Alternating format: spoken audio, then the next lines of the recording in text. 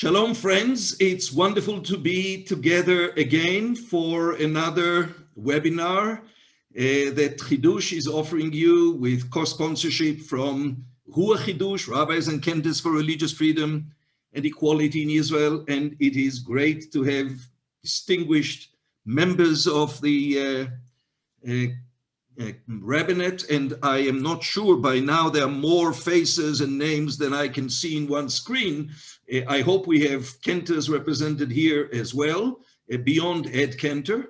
And the co-sponsors also include J-Plan, the Jewish Pluralism Legal Action Network, and I know that Judge Peter Buxbaum is online, and David Light, and I don't know whether Mark Enshen, the three of them are the co-chairs of J-Plan with us, and the American Association of Jewish Lawyers and Jurists. And we wish Steve Greenwald speedy recovery and hope to see him here very soon. Kenter Orna Green, oh, well. Orna Green and I go back quite a while. I don't think she would care to have me recount how many years we go back, but it's wonderful to be together. And we, in this particular webinar, we'll be covering both issues of political interest and issues of legal interest, and I'm delighted to have Steve Fleischer as well, who is active both in the legal community and supporting our legal work, and in the Jewish community and the Jewish Federation. So wonderful to have you all. We are dealing with the fourth round in 2 years of elections in Israel. And the question is, of course, why? And the question is, of course, where are we going? Does it going to take us anywhere different than we were after the first, the second, and the third election round? Well, the truth of the matter is no one quite knows. The different political spokespeople speak as if they know. If you listen to Prime Minister Netanyahu, he is going to be getting his 61 majority plus. Why? Because that's what has to be. More than this is what Israel needs and this is what has to happen, we have not heard yet.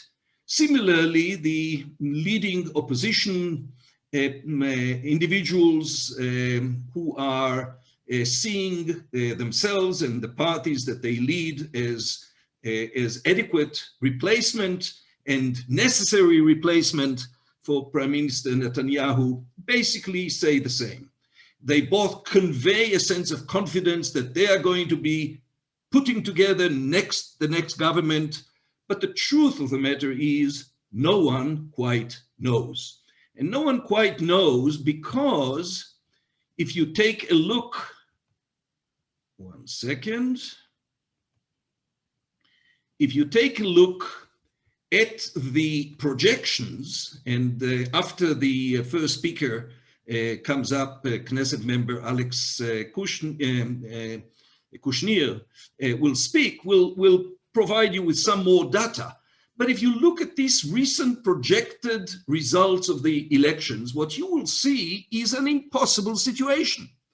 And this is more or less the same outcome that we see in most election polls that are taking place for some time now. Namely, if you look at all the parties that are committed to support Benjamin Netanyahu, the Bibi bloc, they come out to 48. Sometimes it's 47, sometimes it's 49, etc. But of course, 48 is far from 61. Well, there is one contender to replace Netanyahu, and that is Yamina, led by Naftali Bennett, the mostly modern Zionist Orthodox party. As I will explain later, Yamina initially okayed participating in our webinar and then and then just didn't come through.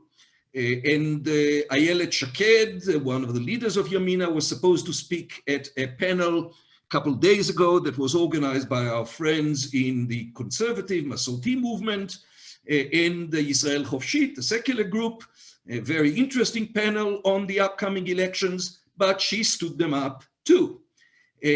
Why is Yamina not interested in speaking to audiences that are interested in religious pluralism? Well, we'll say something more about that later. But the point is, 48 for the devout supporters of Bibi, namely the ultra-Orthodox parties and the party that now calls itself Hatzionut Datit, the religious Zionism party, headed by Bezalel Smotrich, who used to be together with Naftali Bennett. He is now on his own, and he has chosen as his partner Ben Gvir, a former Kahanist. And of course, there are many interesting questions that one may ask about that party, but that party is committed to support Netanyahu. So altogether, 48. Well, even with Yamina and its projected 12 seats, they come to 60. What a frustration. And a similar frustration to the one that he faced, more or less, in the first round, the second round, and the third round. He got around it in the third round by breaking apart Kahol Lavan, blue and white, and basically causing some of Kahol Lavan to defect, and led by Benny Gantz, join him to get the necessary majority.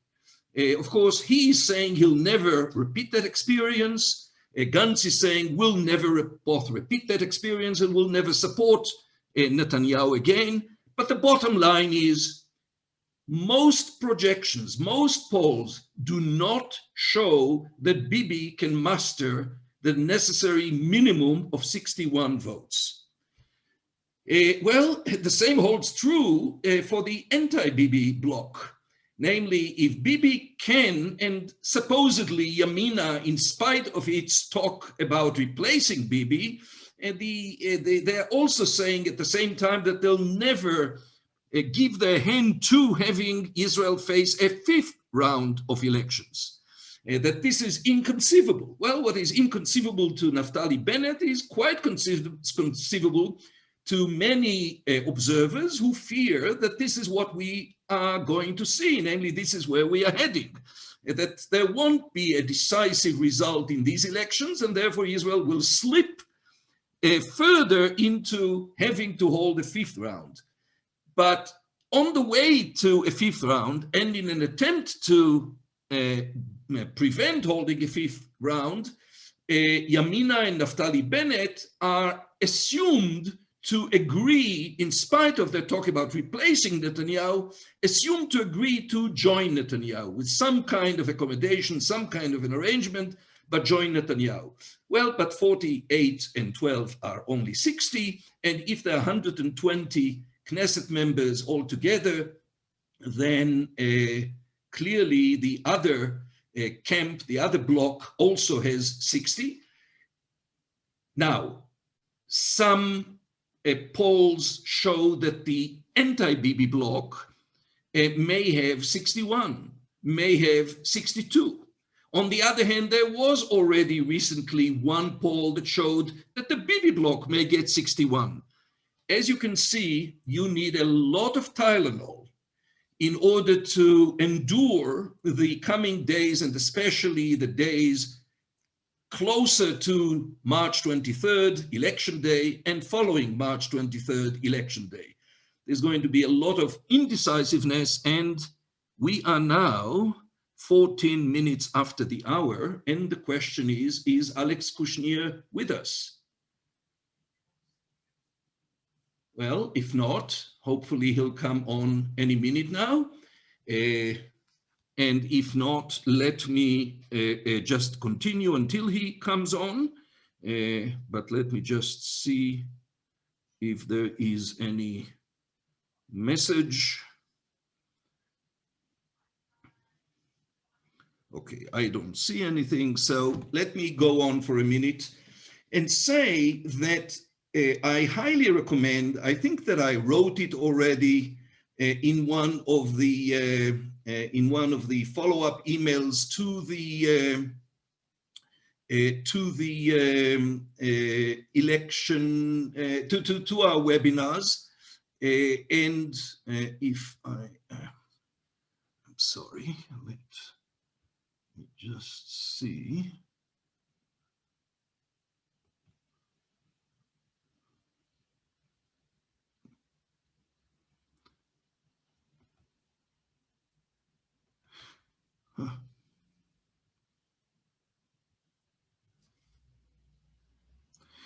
What I wanted to show you, and I recommended that you look at, is the a special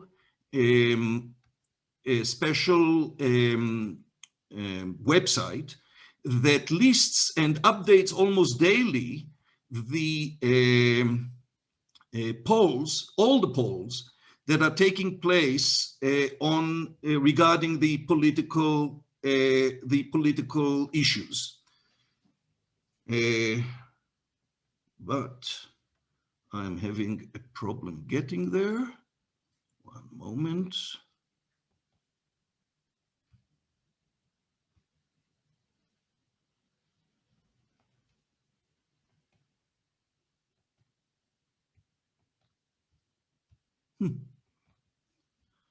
Okay, I'll get there.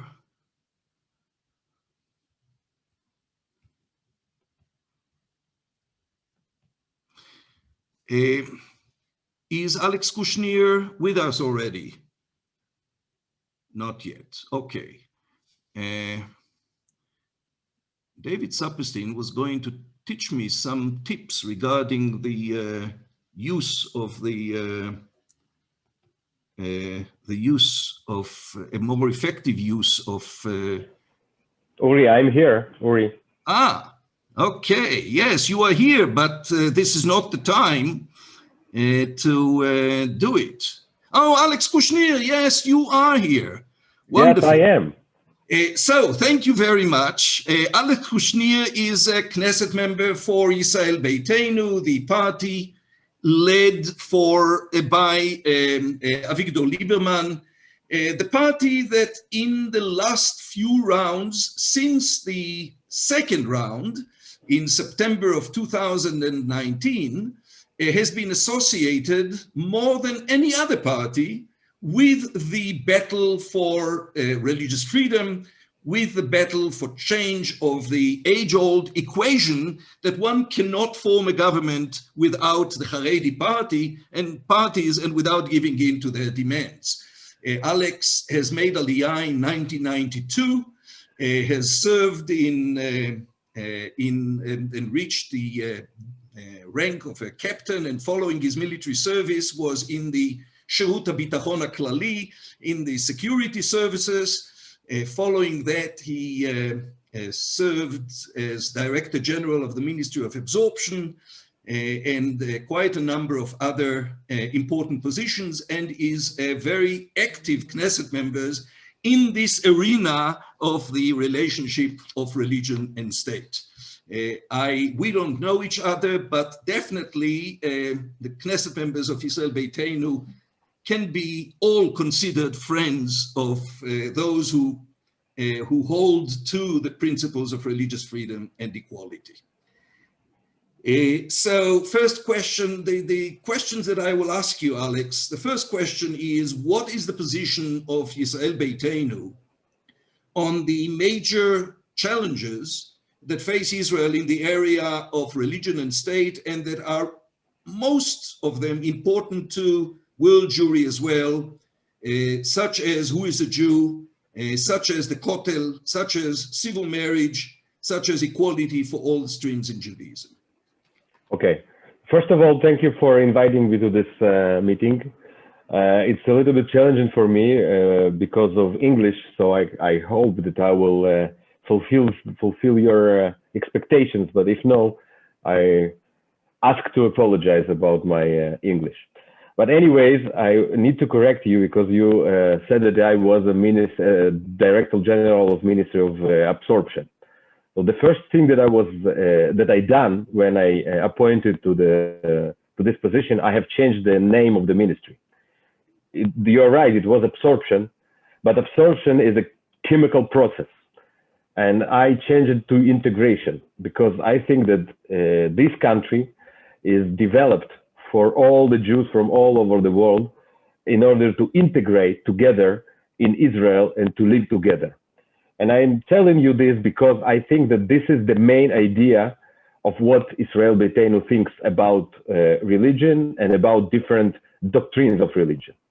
We think that Israel as a state was developed for all the Jews. Doesn't matter if it's secular Jews, Reform Jews, conservative Jews, Orthodox Jews, ultra-Orthodox Jews, all of them.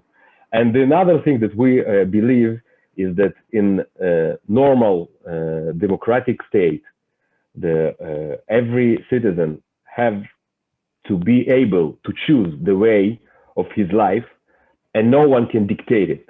Means that we are want to fight, and we are fighting for freedom of religion and the freedom from religion. Everyone can choose and can decide how he treats the religion and how he obeys this or that laws, or if he obeys at all. And of course, we are struggling for civil marriage. We're struggling for opening the businesses on Shabbat in the places where it's accepted by the community. And we're struggling for building a new coalition without Haredi parties, because we think that there is no room for cooperation with them, because they look at the cooperation only the way that if we agree on what they want, then there will be a cooperation. Otherwise, there is no cooperation. And Israel Beiteinu has an experience working with Haredi parties. We set together in couple of coalitions, and you know, in Israel, in the Hebrew, you say, "En chacham ki bal nisayon." There is no a smart guy as the one who has an experience. So we have an experience, and we understand that there is no way to cooperate because the Haredi parties and the Haredi politicians and the Haredi leaders making creepy invention on the Israeli state, on the Israeli institutions, on the religious institution in Israel. And of course, there is a point when we said enough. And now we need to fight to be able to keep our country the democratic country, and to give all the people, all the citizens, the same rights and the same duties. Avigdor Lieberman has made it clear in recent interviews that there is no way that he would join a coalition that the ultra-Orthodox parties are part of. Do you feel that this is indeed a red line that under no circumstances will Yisrael Beiteinu cross after the elections? I can tell you the one thing. I was the member of negotiation team 3 times, in the first election, second election, and third election. And I can tell all of you that we were, suggested to receive any position that we just want imagine. If Avigdor Lieberman could be a prime minister on rotation, and you know, just think that you can only imagine. The only thing that we didn't receive is what we believe, and what believe the people who vote for us. That's why there is no way that the Israel Beiteinu party will be a part of coalition with Haredi parties, and also not with Netanyahu. And I think that we are the only party who had this option in 3 previous rounds, and we proved that we kept our word. Now, the sort of connected issue to the specific questions on religion and state is, what is your position on the extent to which Israel's and the government should take into consideration the views and positions of diaspora Jewry on issues that concern it or impact on it? I hope that I understand your question. I will answer, and then you will tell me if I understood it. We need to understand that we are one nation, and the diaspora, especially the biggest diaspora in the United States, of course, has an influence on what's going on in Israel. And of course, the Israeli government has to take into consideration the opinion of this diaspora, and not only this diaspora, but other diasporas also. The problem is that the state is captured by Haredi parties, and they dictate the agenda regarding the relationships with the diaspora, especially with the Reform diaspora. And this is something that we cannot agree on, because the Kotel is for every Jew. Doesn't matter what is the color of kippah that he wears, or if he wears the kippah at all, or if it's the woman or a man. It doesn't matter. So of course we fight together in order to make this things clear, and in order to change the situation today. Now, to the audience, to our participants, I'm saying that there is probably no party at this time and for the last year or so whose positions on issues of religion and state are as crystal clear as Yisrael Beiteinu. But one area I'm particularly interested in how you view it, and that is the issue of conversion. Because we just went through a landmark Supreme Court ruling regarding the entitlement of Reform and conservative converts. And by extension, I assume that the same would apply to renewal and to reconstructionists. But non-Orthodox converts converted in Israel would be entitled to the benefits and the recognition under the law of return. But there is an attempt to pass a law that was recommended by a former Minister of Justice and the son of a former Chief Rabbi, whose name is Moshe Nissim. And Avigdor Lieberman was heard a number of times expressing support for that bill, which in essence entrenches the authority of the Orthodox rabbinate over conversions in Israel, and states that all conversions would be done in Israel, would be recognized only if they are done through that Orthodox framework. Do you really support a position that will further entrench the monopoly of the Orthodox rabbinate? I need to tell you the previous story in order to understand our position. In Knesset 20, we were in the coalition with the religious parties, and there are big fights between Lieberman and Litzman regarding the issue of Giyur. And then, in order to come to some conclusion, there was an option that the committee of Nissim will conclude, or will decide, or will advise to the government the option of how to make a Giyur in order to solve the coalition conflict. And then Lieberman said that, okay, if this is the deal, I'm ready to accept it. But after the Moshe Nissim has written the conclusions, Litzman was the one who said, no, I cannot accept this. So it means that it just proves whatever we said. We said that they don't accept any compromise of anything. That's why today our position is very clear. We are not ready to receive any compromise from that side. It means that each and every Giyur should be legal in Israel. And what the decision of the Supreme Court is acceptable for us. And of course, we appreciate this. Thank you. I don't know if Elazar Stern has already joined us, but just in the last few minutes, would you state or restate for us, because obviously Yisrael Beiteinu is working hard to improve the extent of pluralism and religious freedom in Israel, but you have other agenda items. What are the three most important agenda items that you would like to see materialize if you had the power to do so? Except of religion and state relations? Yes, exactly. Beyond religion and state. Okay, there are a couple of things that we need to understand. After this pandemic crisis, the most important challenge for the country is the economics.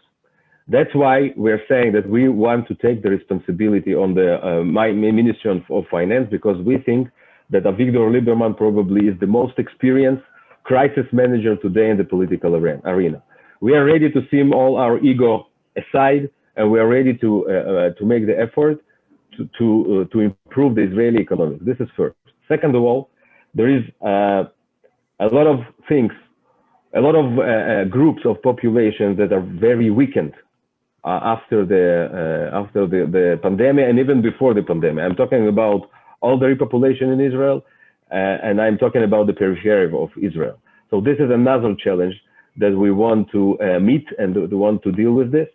And the third one, if you want only three, the third one, I think that in the this year we see a lot of changes in the way that Israel as a state appreciates the serve in the IDF. Just today, I had a meeting in the Committee of Defense and in International Affairs about the scholarship that's called Mimadim Lelimudim, which was offered for combat soldiers. And now IDF decided that they want to put some conditions of additional volunteer hours for these guys. We think that 3 years of combat service is enough, and these guys need to receive the scholarship just for their service in order the state of Israel will appreciate this service and will encourage newcomers to come. So we want to support the people, the young people, the youngsters who come and are ready to contribute for this country, for its existence, and for its future. And maybe the last sentence I want to say. I want to say that this is the time to understand that the government needs to leave us alone. I mean that if the citizen obeys the law, and if the citizen fulfills his duties, he is eligible to receive all the rights, and the state is not in a position to dictate how we need to marry and where we need to work and where we need to drive and when we need to drive and when should we open or close our business. This is the prerogative of the individual and not of the country. So we are working very hard to try to change the reality, because the Haredi parties and their supporters are trying to drive some reality which doesn't really exist. Because I want to remind to every one of you that this country was established by secular Zionist activists who dreamed about free Jewish state. Today, we are going to the wrong direction. And this is the time to change it. This is the time to fight for freedom to all of us, to all Jews together, including Haredi Jews, but they need to be with equal rights and with equal duties. That's all. Well, I think it's a great point to end. I see that Elazar Stern is with us. Thank you, Alex. You have been very clear, very, I think, helpful in terms of conveying to our participants from the English-speaking world, and actually some from Israel too. And we'll certainly dedicate another webinar to the issue of IDF service. And it'll be wonderful to have you come back at that time and speak more about that topic. Thank you. I will be happy to participate, and thank you for hosting me. Thank you. Shalom, shalom. Shalom, shalom. And Elazar, I see that you are there. Can you say a word? Of course. Okay. Happy to be with you. Very good. Well, Elazar Stern is, I mean, we are not that close, but I think we consider ourselves friends, and we have been friends and saw eye to eye on many things over the course of the years that I've been advocating for religious pluralism, and Elazar was and has been in the Knesset. For those who don't know Elazar, he was a general in the army, was the head education officer, but his last role as general, as aluf, was head of Koach Adam. I don't know, is the proper translation for that human resources? Yeah. Elazar, yeah. The personnel, human resources. Yeah. And I think it would be of interest to the group here that one thing that Elazar told me, and he recounts in his biographical book, is that there was a very well-known Orthodox philanthropist who contributed Torah scrolls to be placed in communities in Israel to commemorate fallen soldiers. And one of those soldiers was the son of the famous author David Grossman. But the Grossman family were members of Mevaseret Zion Reform Congregation. And the son that has died in action was a bar mitzvah at that congregation. So it was important to the family to place that Torah scroll at the Reform congregation in Mevaseret. And there was also the issue of the rabbi of that congregation, Rabbi Maya Leibovich, retired from the congregation at this point, to speak at his military funeral. And both issues reached Elazar Stern as head of human resources. And as you can see, well, you may not see, but his kippah is a permanent fixture as a growth of the Zionist Orthodox education system, Bnei Akiva, etc. And that's his choice in life, in personal life. But he spoke and told me that both to this Orthodox donor, and when he was asked whether Rabbi Maya Leibovich should be allowed to speak at the funeral, his response was a very strong affirmative response. So Elazar is representative of a new breed of modern Orthodox activists who certainly observes all that he can observe, but has a tolerant view and an open view as to what others should be able to pursue. So Elazar, Yesh Atid, and you personally, how do you feel about the major issues of religion and state that impact on diaspora Jewry or impact on Israel, such as Shabbat and civil marriage and who is a Jew and the Kotel and the other major issues that are on the agenda?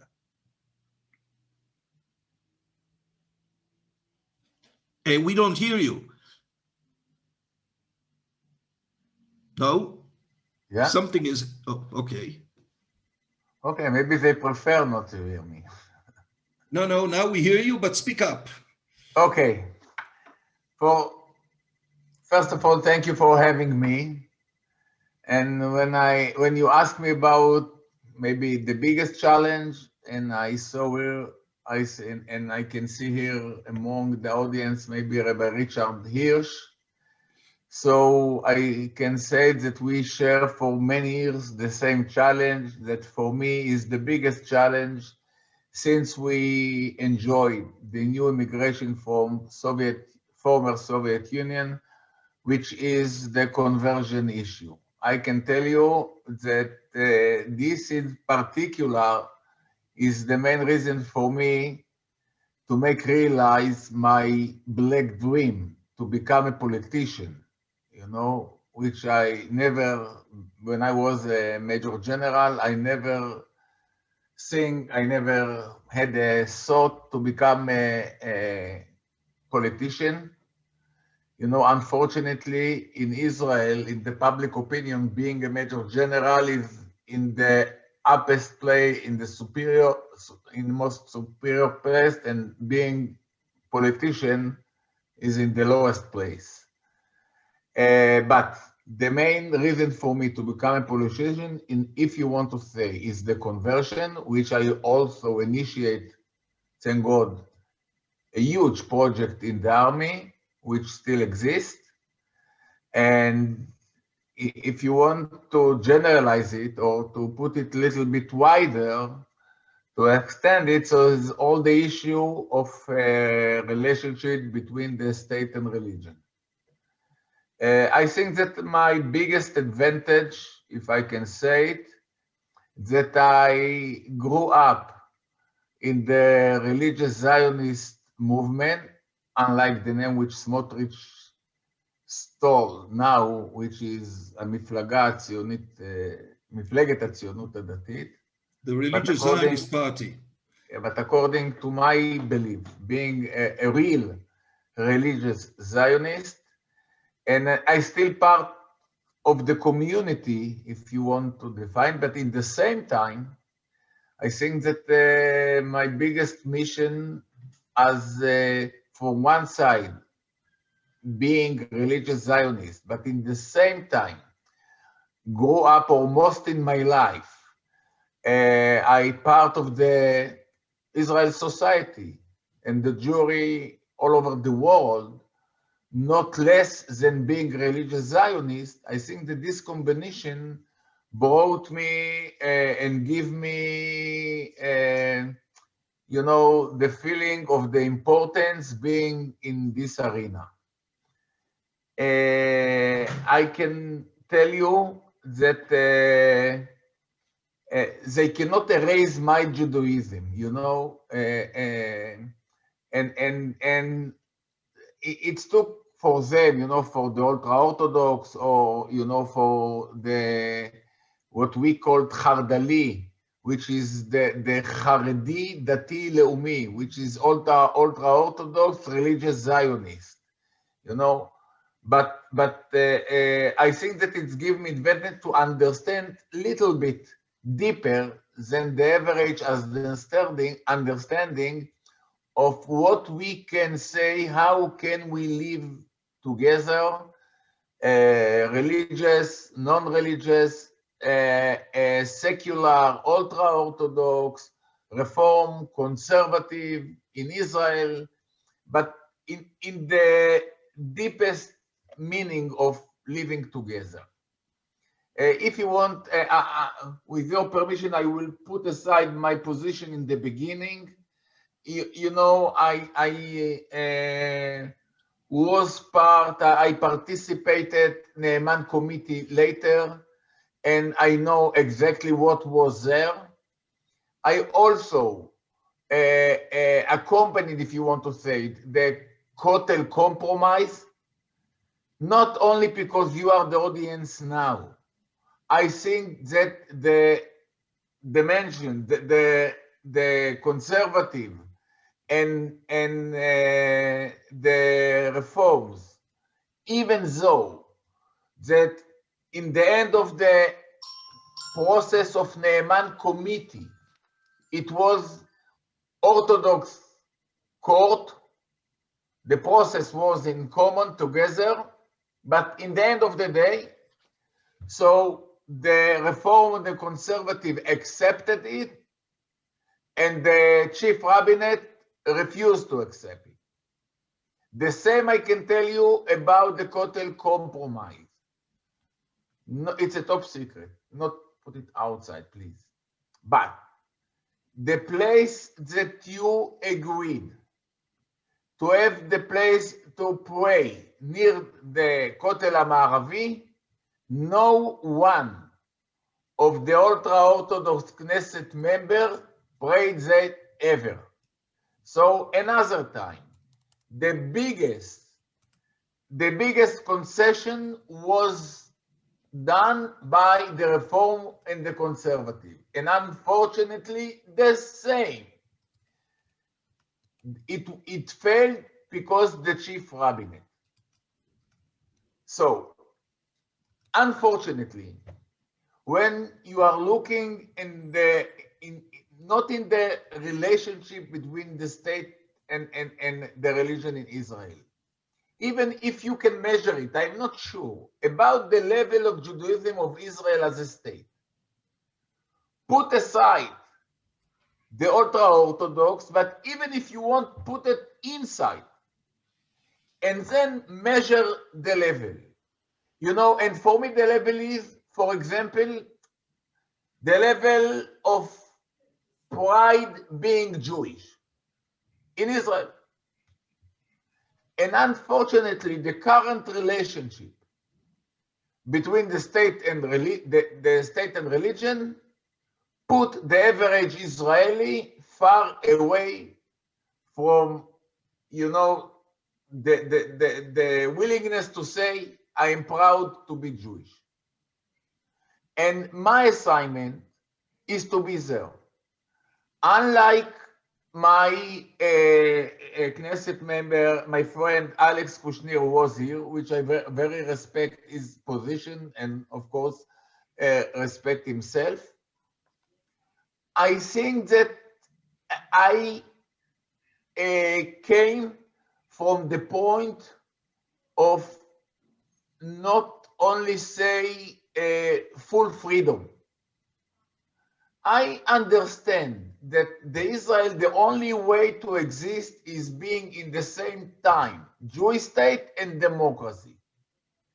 And in order for these two terms to live together, from time to time, the democracy has to pay a price in order to live with Judaism, and from time to time, the Judaism, according to interpretation which everyone can choose, should pay a price in order to live with democracy. And I'm ready to pay it. And I'm saying that we don't have any other option than to pay it. So you can choose every, you know, the conversion, the enlistment, the Shabbat in Israel, you name it, the Kotel compromise. We are in Yesh Atid. We consider ourselves like a central party. Central party is not only compromise. Central party in the Rambam vision is the golden path. So being in the golden path, no one can get 100% of his inspiration. You know, we know that we have to make from time to time concession. And I can tell you that, you know, when I initiated the native program in the army, I think that we began to leave it, you know, first of all, when I raised this issue, the first journal, the first newspaper that I was on the cover, it was Jerusalem Report. And I can tell you know, a story in this event. You know, the big it's called like maybe the big donors or something like that. The philanthropists, you know, they invited me to come to the apartment of Bronfman in the 5th Avenue to talk with them about the conversion. So they asked me to come. The event should take place. It was Sunday. So I thought, you know, not to be late, I decided to come on Friday morning and to leave Monday. So then they offered me hotel in Park Avenue, Regent, I think, hotel. So I prefer to stay in one apartment of my friends in Upper West Side for the first day. And then they asked me, where do you want to go pray Shabbat evening? So I told them, I heard that, and I read somewhere, there is a BJ Shul, which is in the West Side, I think Reform, Conservative, I don't know. So, okay, we will go with you. So I went there. It was 2 women cantors with piano or guitar, I don't remember even. I can tell you the truth. I couldn't pray, okay? I took the Siddur, stand in the corner and pray. And the 2 days later, you know, I spoke there, and then they invited me to the Yeshiva University to speak with the students there. When I finished, talk to them, one of the rabbi called me and he said, you know, many of the students here told me that they saw you in Sukkot, in Simchat Bet HaShoeva, in Mea Shearim, in Israel, which is ultra Orthodox community. So I told them, yes, I was there. But please tell them that 2 days ago in Kabbalat Shabbat, I was in the BJ. So he looked at me, he said, okay, you know, you did the right thing. So the Mashiach is here, okay? I cannot even Elazar, imagine. I didn't stop you because it's a wonderful opportunity to get a sense of who you are and you know what path you want to take. But we have really short time. Rega, Regev. First of all, I'm ready to stop here. You know me. No, don't stop. No. One second. When I'm going to be asked about question of our approach, what do you think is more important? I think that it's not less important. Not where we can do the compromise in order to establish a government.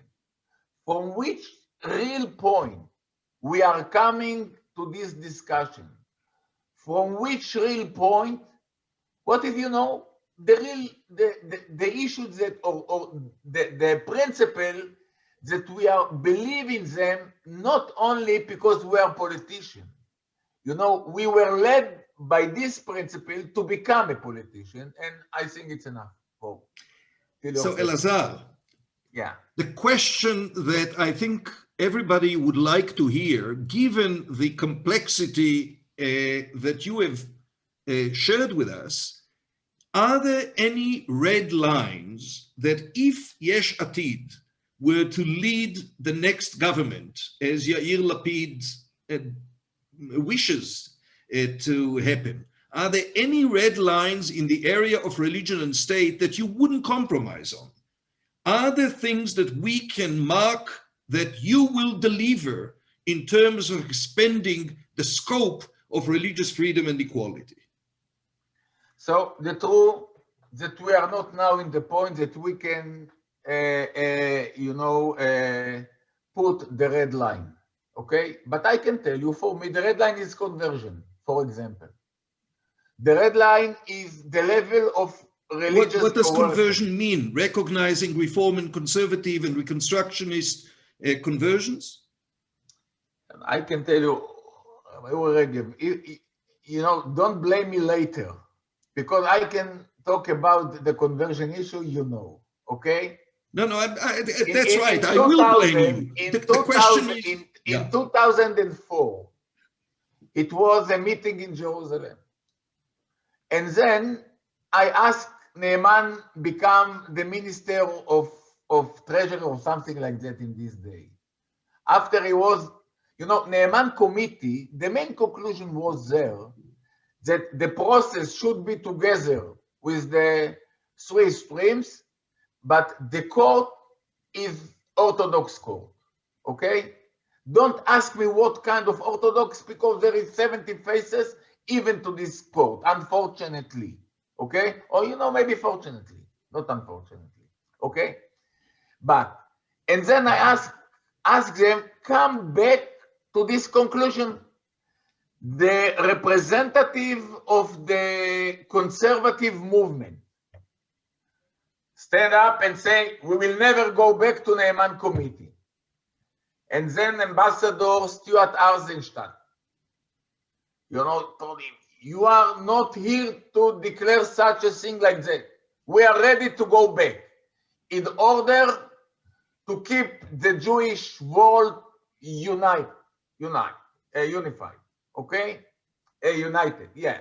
So what I want that when I, and Rabbi Regev knows, when I wrote the bill of conversion, it was close to Orthodox deal. But even not one letter was written there without the agreement of the conservative and reform. They were sitting with me in the legislation committee in the Knesset. Every word was in agreement. So at the end of the day, I believe, first of all, that the reform on the conservative has a full right to convert everyone that they want to convert. But if you'd ask me if I think that it should be together, I think that we have to sit together and see, because I'm not sure that even Rabbi Hirsch or Rabbi Regev agree to every conversion which is take place in all United States of America now. So I think that when we are, I think it's very strange position that we give the right to give everyone there the right to give citizenship in Israel with no any other, how can we define it? You know what I mean, because once you are define someone as a Jew, you give him the right to become citizen in Israel. And I'm not afraid, because I know the faces here. I trust them. But this is the reason that I think that first of all, I cannot tell that the only one way to be or to live Jewish life is my way. I prefer my way, but I respect not less. Everyone, each one is right to choose his own life. I can tell you, because I hope that it's not recorded, but I told a few times from the Knesset to the ultra-Orthodox, I have never met someone who came from a meeting with the God, that the God told him that to study 1 hour or 1 month in yeshiva in Bnei Barak is giving you more points than serve 1 day in Golani Brigade. Okay? From the Jewish position, from the religious position, I believe that I cannot tell you 100%, but according to my belief, to serve in the border here is not less Jewish issue than to study 1 day or the same period of time in yeshiva. This is my point of view. Well, this has been extremely helpful, both in understanding how you view the... But not the red line. Pardon me? But not the red line that you asked me to give. Yes, I appreciate what you have said, and I realize what you haven't said, but yeah, I understand it. If you want, I can tell you a red line, and you will tell me where to... Okay, this is the only one red line. I can tell you, I can give you the red line. Can you in a minute tell us what you consider to be a red line for Yesh Atid on issues of religion and state? Public transportation, Kotel compromise, conversion,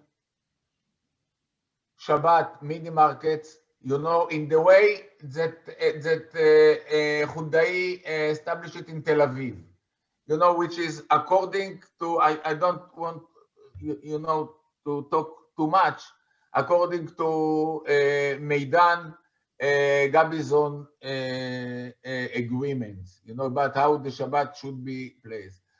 I think that everyone in Israel must have the right to build a family. Doesn't matter if he is Jewish, non-Jewish, if he is a guy, everyone, okay?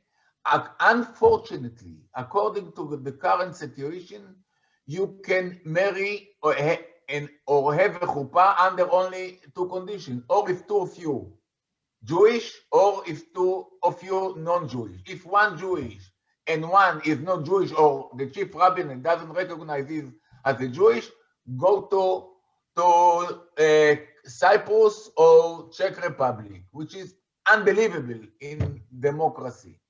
So I think that we don't have the right not to allow everyone to build, every couple to build the family in the way that they want to build it. And I can say it only from my religious point of view. It's enough, no? Thank you, Elazar. I think that all of us have had a living example for a new breed of modern Orthodox activists, leaders, high-ranking officers, high-ranking people in government who are presenting and advocating for a vision of Israel as a Jewish democratic state, which is far more pluralistic and far more inclusive than we have been able to see over the recent decades.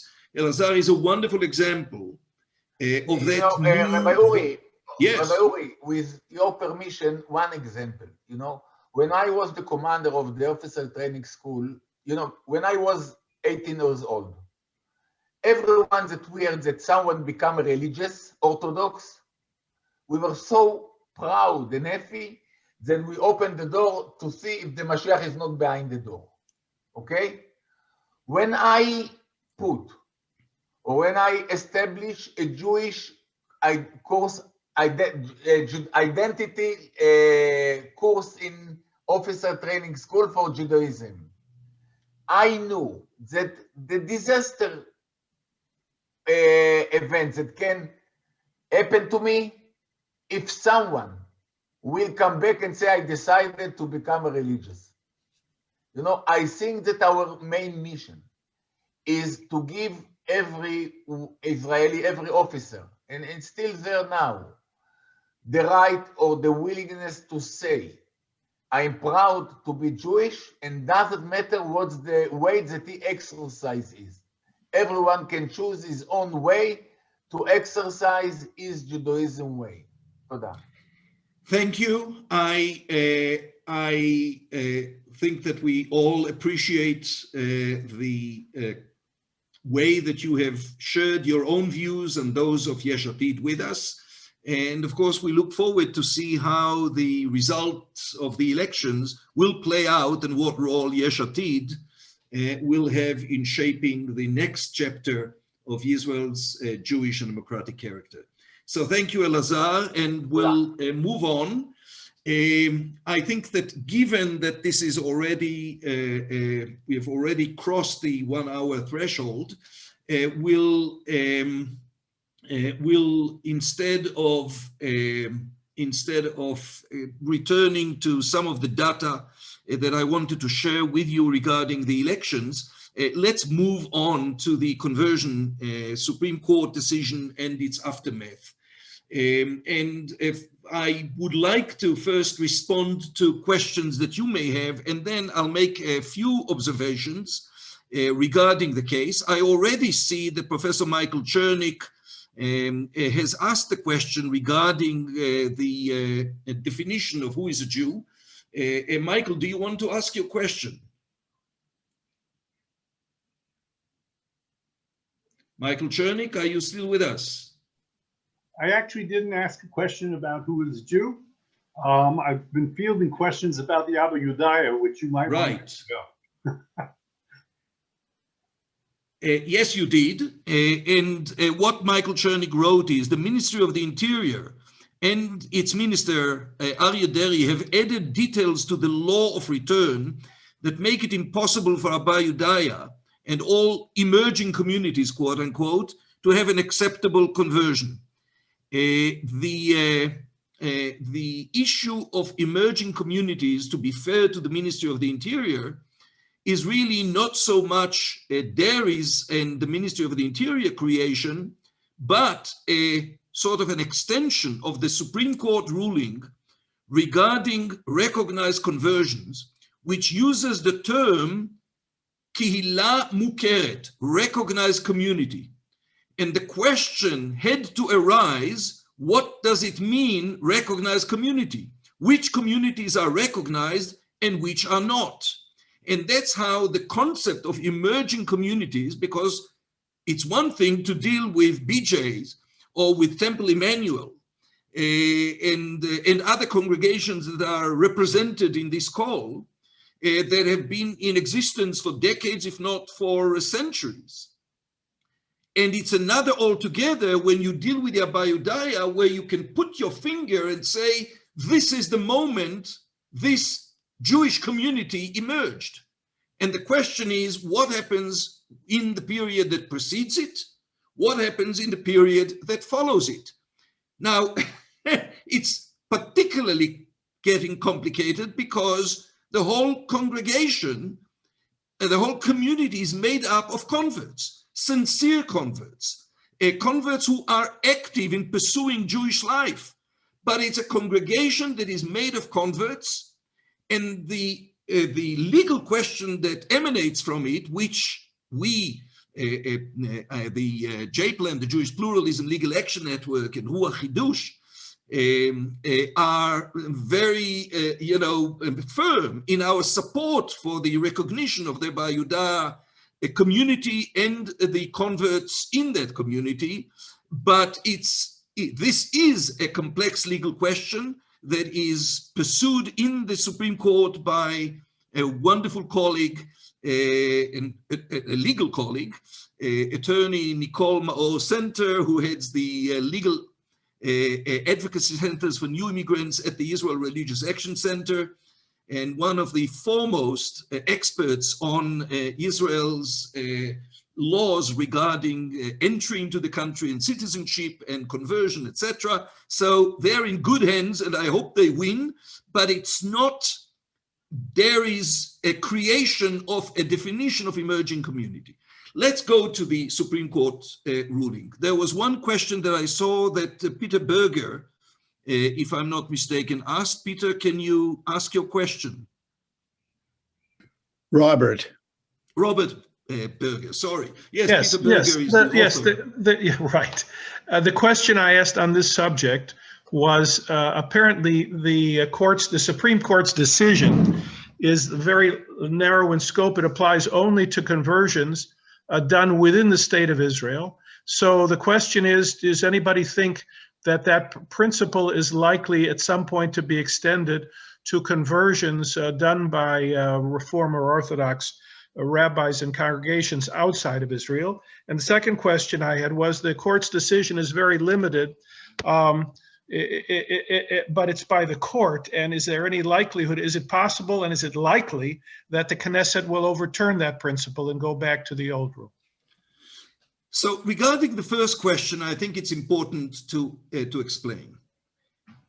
This court ruling came as a step in a longer path that started back with, and some of you may remember, Susan Miller in 1986-87, who converted in Colorado under Reform auspices and sought recognition as a Jewess for the purpose of the law of return and being registered as a Jewess in the population registry.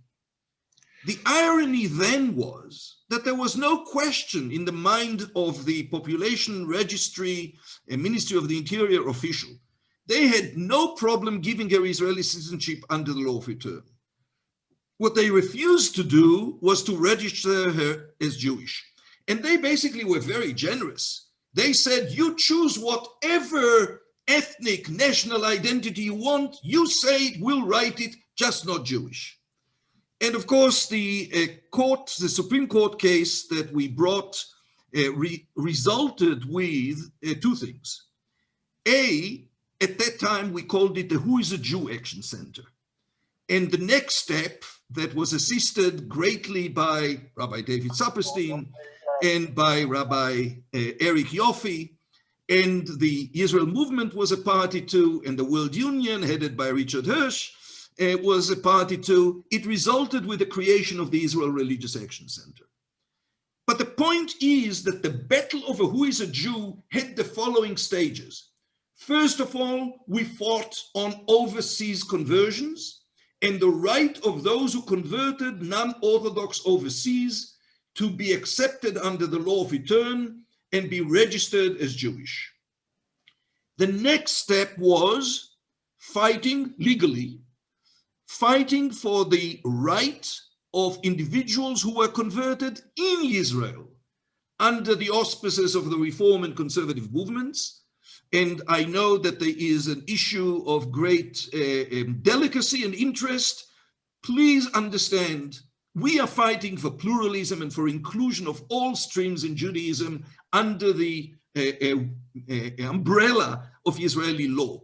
But the extent to which renewal and reconstructionist Judaism is organized and active in Israel makes it at this point premature, but definitely a next step to ensure that those who converted reconstructionist or renewal will be able to independently of others be able to gain recognition. But the point is, at that stage, we fought for individuals converted under the auspices of the rabbinic courts of the Reform and Conservative movements in Israel to be able to be registered as Jews. Because following the ascent of the Shas-governed, Shas-controlled Ministry of the Interior, they administratively issued instructions that these converts not be registered as Jews. So we succeeded in getting the court to interpret the definition of who is a Jew in the population registry law, which reads, a Jew is a person born to a Jewish mother or has been converted and is not a member of another religion, to interpret the has been converted as including those who converted under Reform or Conservative auspices. The third stage was, because the court distinguished between recognition for the purpose of registration in the population registry on the one hand, and being eligible to Israeli citizenship under the law of return on the other hand, both were granted to overseas converts, but not to Israeli converts. So the next battle was whether the law of return and the right of aliyah, the right to Israeli citizenship, would also apply to those converted in Israel. So Robert, it's exactly the opposite. Those who were converted overseas were granted recognition first. Then we moved on to fight for those who were converted in Israel. Now, the ugly aspect of it is, and I don't know whether you are receiving the newsletter that Chidush is sending out. I hope you are, and if you are not, please contact me or go on to the Chidush website, chidush.org, and sign on to receive the newsletter. But the point is that immediately after the issuing of the Supreme Court ruling, then vehement reaction on the part of the ultra-Orthodox community and the chief rabbinate started appearing in the press, and these are in the press and in the political arena, and these are just three examples that will illustrate how ugly, how vehement, how poisonous the reaction has been, and why I feel that this is not just a battle that we conduct in Israel. This is really a battle that should engage world Jewish communities that care for Israel's identity as a Jewish and democratic and inclusive and pluralistic state. So one appeared on just this last Thursday on one of Israel's most popular ultra-Orthodox weekly. And what you see is the headline, Let their own olam, eternal damnation.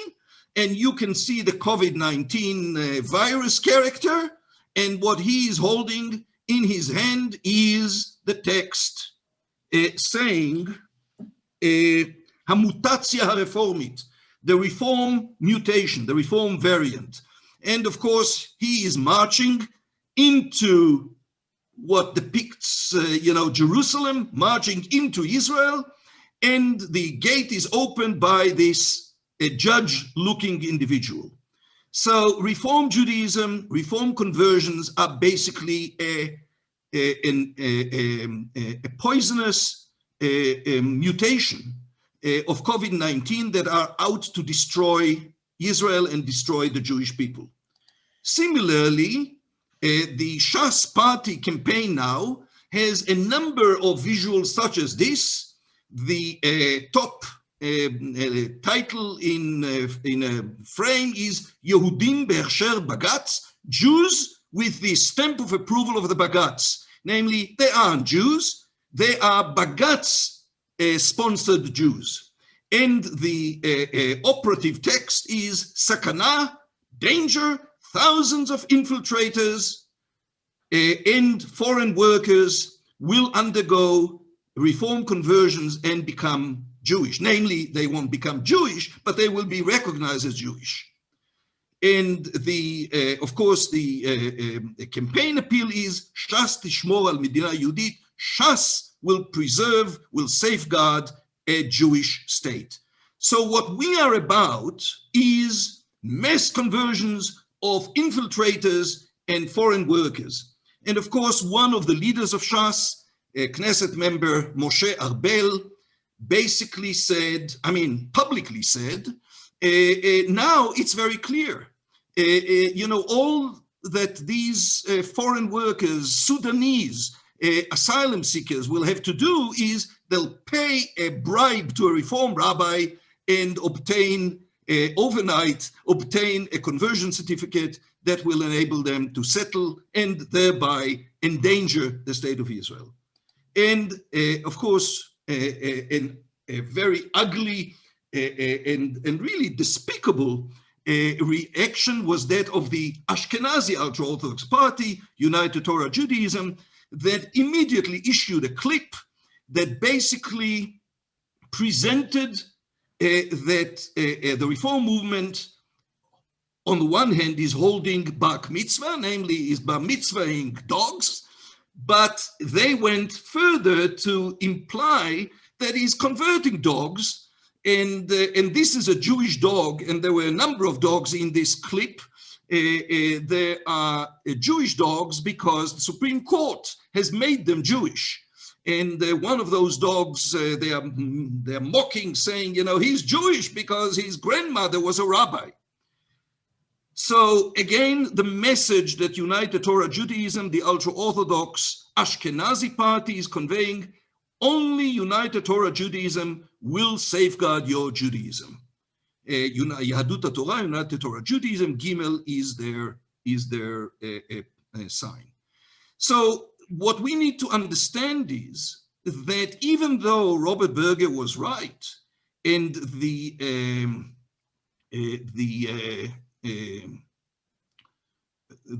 court ruling was very narrow, at the same time, it is symbolically granting recognition to Reform and Conservative, and what they are reacting to is not the specifics of the conversion ruling, but really its symbolism about inclusion and acceptance.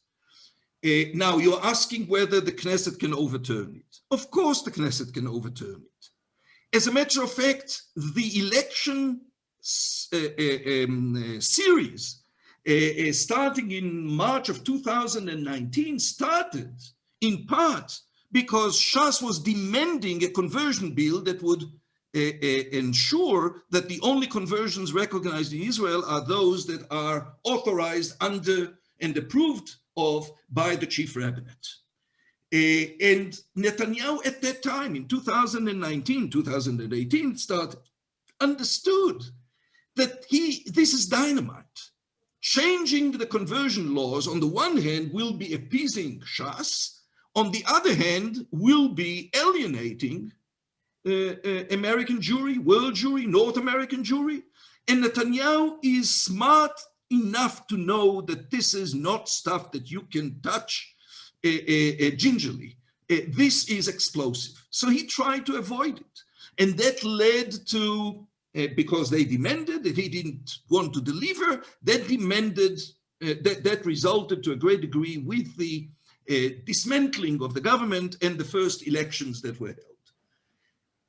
The court ruling came, as you may know, 15 years after the first petitions were submitted in 2005.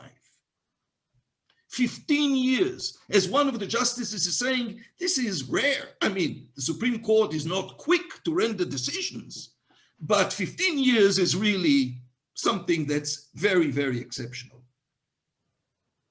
It's not that exceptional in terms of the concept behind it. The court understands that it is walking in a minefield.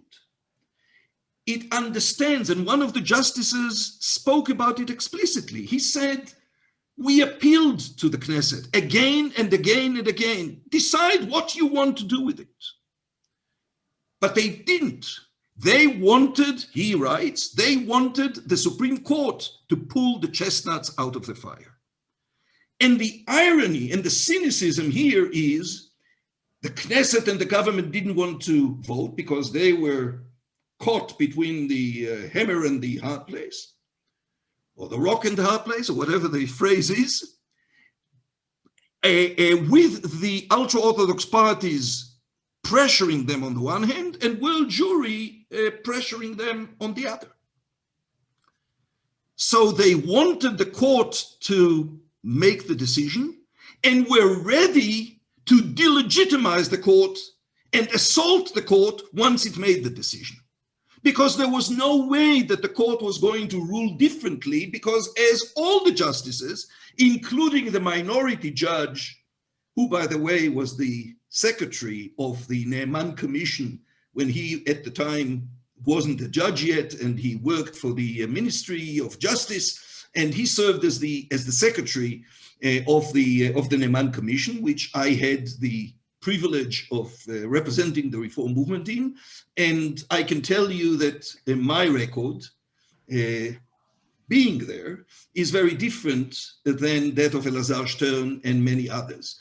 The Ne'eman Commission did not conclude its work with an agreed upon recommendations or a conclusion. There were no agreed upon conclusions. And there were no agreed upon conclusions because of two reasons. One reason was that Ne'eman tried to get the endorsement of the chief rabbinate, and they wouldn't give it to him. And he went to meet with the chief rabbis after he has attempted to go to the ultra-Orthodox rabbinic leadership, because he knew that if he gets ultra-Orthodox endorsement, the chief rabbis are going to bow their head and agree as well. But he couldn't get the ultra-Orthodox endorsement, so he went to meet with the chief rabbis. And he pleaded with them, do the smart thing. Don't say anything about cooperating with the reform and conservative movements, which was part of the essence of the draft of the recommendations. Just state that you endorse one aspect of the draft recommendations, namely that the authority to convert will be in the hands of the chief rabbinate and those rabbinic courts that it authorizes. Just say that. They couldn't control their urge. And the Chief Rabbinic Council passed an extremely harsh resolution, basically saying we rejected it offhand. Anyone who has the power to do so should fight the reform and conservative and should never cooperate with them in any way, shape, or form. So one reason why the Ne'eman Commission recommendations were not possible and were not accepted is because the chief rabbinate wouldn't accept them. The other was, I wouldn't accept them. And I wouldn't accept them because what they implied was Orthodox exclusive authority, which was even worse than the position we were in before, namely, what Ne'eman included in the draft text was that if reform or conservative conversion took place, in spite of the recommendations, And if the convert sought recognition for that conversion in court because of past precedents, the state could present the recommendations as a bar from having those lawsuits accepted. And I said, there is no way, we can recommend that people go through the process, but there is no way that we would agree to bind our hands and say no further recognition of reform or conservative conversions would be possible in the courts, because the state would have this document to present to block any such recognition. I won't belabor you with the Ne'eman Commission. I will say that even in this week's ruling, the judge who was the minority judge, not because he disagreed with the legal bottom line that the converts have the right to receive Israeli citizenship under the law of return, but he said, you know what, 15 years is really a long time, but give them another year. Tell them you have another year, and by the end of that year, be it as it may, we'll make a decision. Well, the 8 other justices said, we have waited enough. And his recollection, and he recounts the Ne'eman Commission as something that was agreed and something that should be followed. So there is a lot to be said, and I hope to be writing, what's between the lines, what's not necessarily explicitly told in the ruling that is of interest in terms of the motivations and the ideas behind it. But the bottom line is that it represents conflicting visions of the majority judges, and not only this one minority judge, but the 3 Orthodox judges on the court. There were 3 Orthodox judges in the 9 judges panel, and all 3 of them basically said, if it were up to us, we would embrace an inclusive Orthodox conversion only approach. Namely, there should be state-sanctioned conversions. They're the ones that should be recognized. And that is in the interest of the Jewish people. That is going to resolve the social conflicts within the Jewish people and within the Jewish community in the state of Israel. But this is our view. The majority in the court has consistently ruled in favor of this recognition, and therefore we bow our heads to these precedents, and we have to endorse it as well and to approve it as well. But they say, what we can't do, the Knesset may be able to do. So yes, the Knesset may overturn it, which will lead to 2 things. One is, I hope very much that the Jewish leadership throughout the world is going to fight against it, and is going to fight against it as it did in the 70s and the 80s and the 90s, and then in the mid-2000s. About every 10 years, there is a who is a Jew war that explodes. Because as you can see from those ugly caricatures and the ugly reaction that the statements, this is not just about me as a Reform rabbi, this is about all of us as liberal Jews, whether we are Reform, conservative, and ironically modern Orthodox. Because the most famous convert in the world today, I guess, Ivanka Trump, she's not the only one that Rabbi Haskell Luxtin converted. And another female convert of his made Aliyah. Young convert, and she wanted to get married. And lo and behold, she had to get the approval of the rabbinic court in Jerusalem, where she resided, and the court said, we don't know of Rabbi Haskell Luxtin, we don't recognize him, and we don't recognize your conversion. She appealed to the Rabbinic Court of Appeal, and the Rabbinic Court of Appeal said, we don't recognize Luxtin's conversions. So we are now in the same boat, so to speak, modern Orthodox, conservative, Reform, renewal, reconstructionist, which Jewishly make up the majority of the religiously identified Jews in the world. We all share an interest, and that interest is not serve our needs as denominations, but serve the needs of a Israel which should be a if not a physical home, a spiritual home for all Jews, which would live up to its own promises in its vision outlined in the Declaration of Independence, that of religious freedom and equality to all. Any other questions specifically regarding the Supreme Court conversion ruling? David Saperstein, why don't you speak up? What's the question?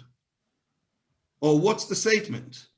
It wasn't a question. I was saying your explanation of how we're all in this together is a compelling argument for why Chidush is such a valuable asset in the fight that we are engaged in, complementing what the denominational structures do.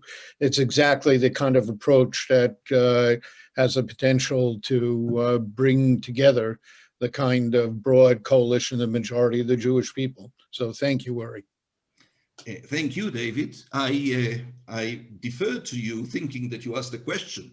I don't know if I would have done it knowing that all you intend to do is give a plug for Chidush.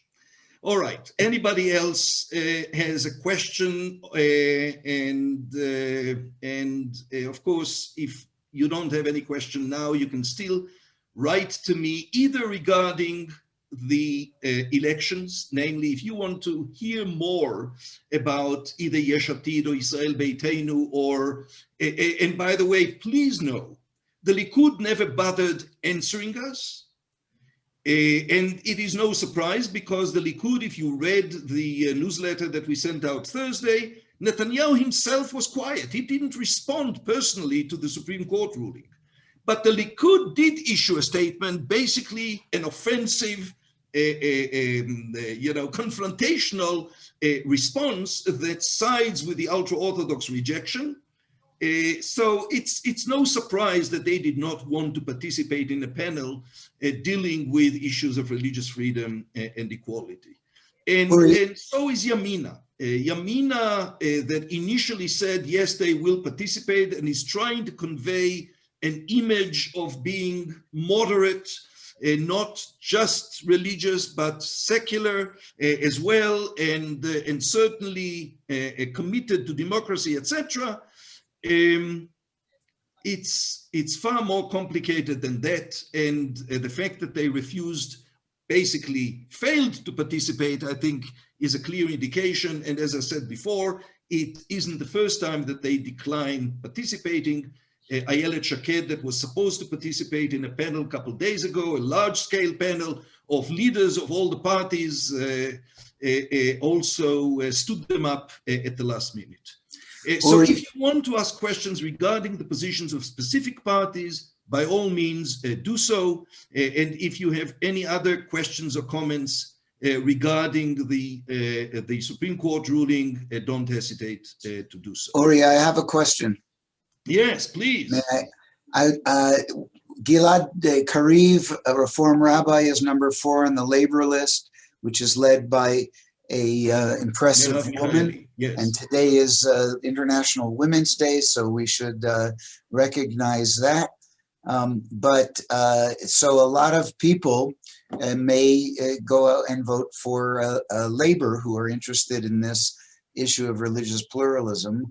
On the other hand, it looks like maybe as a result, merits might not make the threshold. Who should we vote for? Well, first of all, those of you who attended the webinar 2 weeks ago know that both Gilad Kariv and MK Tammy Zandberg from Meretz and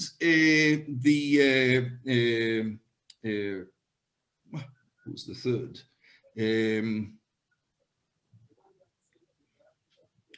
Yesh Atid. No, Yesh Atid was today. It'll come back to me in a second. In any case, they spoke. And Gilad, on the one hand, is a great hope and great progress, because it's the first time that a Reform rabbi will serve at the Knesset. There were Reform Jews and conservative Jews that served in the Knesset, but it's the first time that Reform Jews will serve.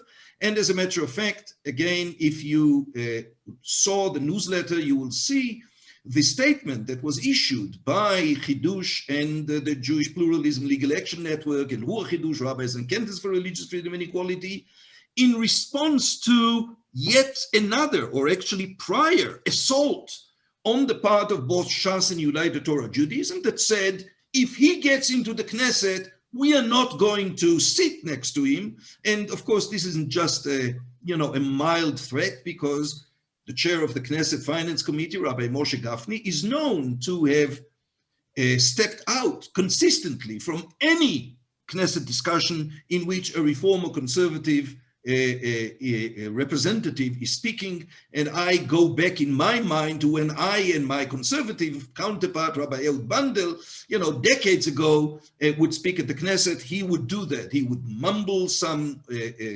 obscenities and demonstratively step out of the room until we finished talking. But Gilad was open enough to suggest that it may not be that simple. Because if Labor finds itself in a coalition where some compromises will have to be made, we need to understand that those compromises will have to be made. So it's not that simple. And of course, you are right, and that does jeopardize Meritz's position now. In most polls, they passed the threshold of 3.25%. In some recent polls, they don't pass the threshold. They come close to it, but under it. And I am certainly not going to be responding to the question, so who should we be voting for? All right. So don't hesitate to write us, ask any question about the position of any of those parties.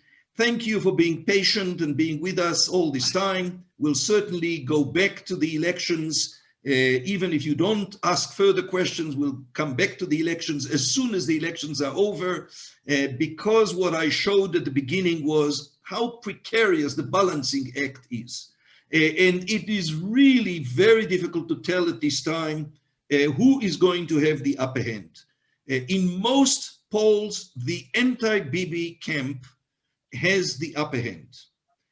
It's a narrow margin, but it is still a majority. The problem, of course, of the anti-Bibi camp is that it consists of left, center, and right-wing parties, such as Yisrael Beiteinu and Gidon Sar. Yes, the third, oh, so sorry. Yesh, the Tikva Chadasha, the New Hope Party, was represented in the last webinar by a wonderful representative, not yet a Knesset member, but he will be, the Ambassador Dani Dayan, who was the representative of Israel in New York in the Jewish community, and I think presented us something that people are not necessarily understanding, namely, support for religious freedom and pluralism is not the domain of the left alone. And that was the premise in creating Chidush, that the issues of settlements and peace process and economic issues, etc., divide left and right. But religious freedom and equality, to a great degree, unites left and right and enjoys a much greater majority than is either shared by the right or by the left alone. And therefore, our approach was, we need to create a framework, an advocacy framework that is focusing solely on religious freedom and equality, so as to be able to bring on board both political left and political right. And this is exactly what we see in our leadership and in those that endorse our message. And with that, I think we'll stop. Thank you all for being with us and staying beyond the allotted time. We'll be sending you the recording soon. Feel free to share it with others, and don't hesitate to contact us if you have any further questions or comments or challenges.